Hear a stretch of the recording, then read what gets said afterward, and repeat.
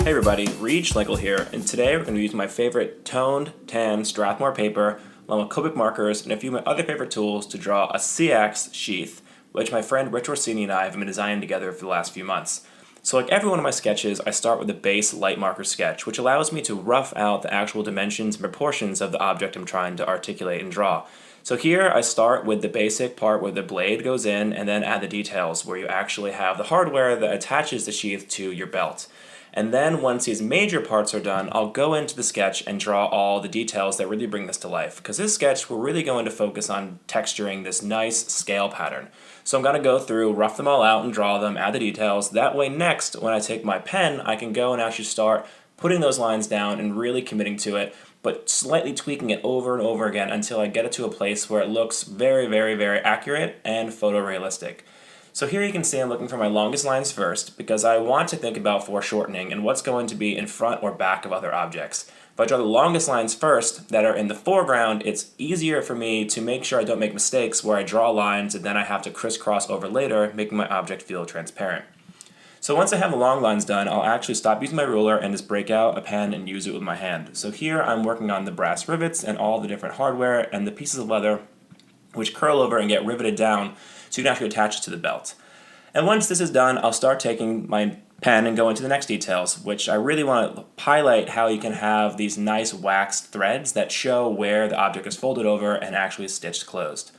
But once this is done, I want to go and get all of the nice details and have them pop out by using line weight. So if you check my YouTube page, I have another video that talks about when and where to use thick, thin, and very thick lines.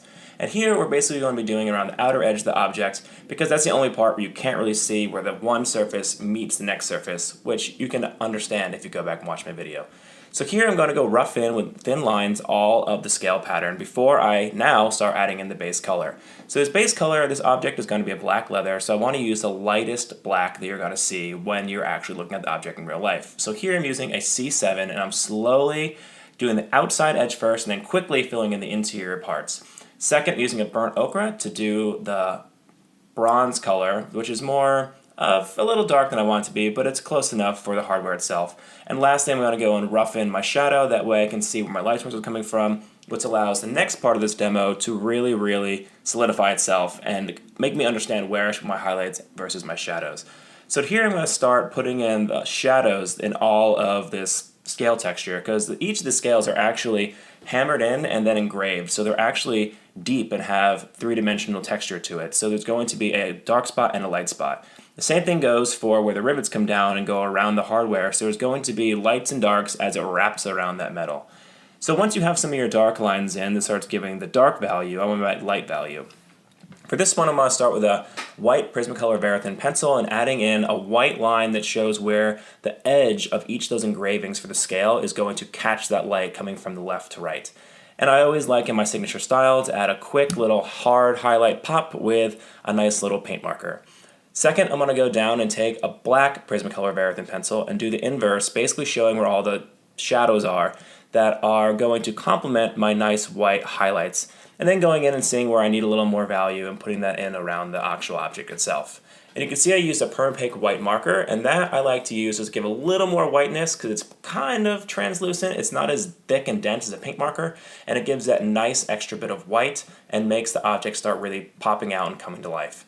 So you can see here I'm looking at what details are left. Now the blade has a nice bevel at the bottom, so it's going to capture a little ridge on the actual front surface. So I'm putting a white Prismacolor dash across there. I'm going to take my paint marker, adding a bunch of burn marks and showing where it would really catch that highlight.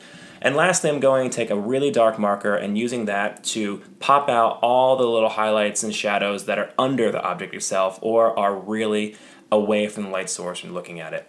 Also for my sketches, I like using little stippling, so I'll take my Pentel Flair and a bunch of little dots. Same thing with my white Gelly Roll Sakura pen, which shows that this is leather and has a little bit of texture to it. It's not a perfectly smooth object, it is a natural material, so it's something that you want to make sure you make it look a little imperfect so that way it feels much more realistic.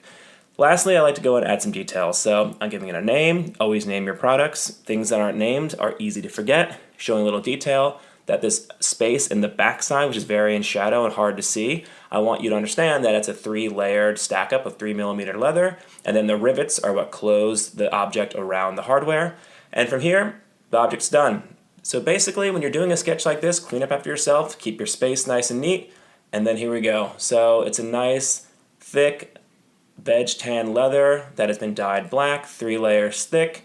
It's been molded so it fits the handle, and then you can take this object, draw it, and here you go.